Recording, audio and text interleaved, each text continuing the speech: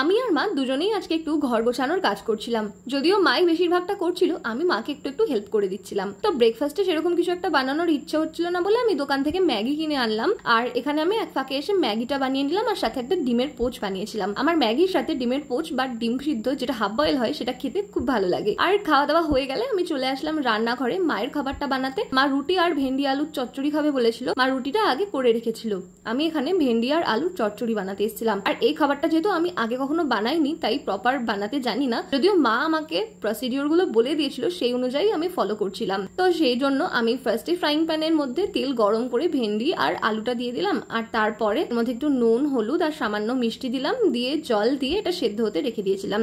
যতক্ষণে ভেন্ডি আলুর চচ্চড়িটা রান্না হচ্ছিল আমি বাচ্চাদের মাছটা ফ্রিজ থেকে বার করে আনলাম, আর এদিকে দেখো জলটা প্রায় টেনেই এসছে। আর ওই মাছগুলো আগের দিন পাশের বাড়ির একটা বৌদি দিয়ে গেছে আমাদের বাচ্চাদের জন্য, ওর মধ্যে অনেক ধরনের মাছ রয়েছে। আর সব কাজ বাজ ছেড়ে স্নান করে ফ্রেশ হয়ে এসে এখানে বসে বসে আমি একটুখানি ডুডল করছিলাম। এটা আগের দিন করেছি, আমি আগে কখনো ডুডল করিনি, জাস্ট নতুন নতুন শিখছি, দেখে দেখে আঁকি ওই আর কি। সন্ধ্যাবেলায় আমি আর দাদা দুজন মিলে চলে এসেছিলাম একটুখানি স্মার্ট বাজারে। স্মার্ট বাজার থেকে দাদা পুজোয় পরার জন্য একটা জিন্স আর একটা শার্ট নিল, আরো বেশ কিছু জিনিস কেনার ছিল সেগুলোও কিনলাম, যেহেতু বেশ কিছুটা টাকার বিল হয়েছিল। তো এই বালতিটা আর একটা মগ পেয়েছিলাম 99 টাকায়, যদিও ডিলে আরো অনেক কিছু ছিল, তবে বালতি আর মগটা বেশি কাজের বাকি জিনিসগুলোর থেকে।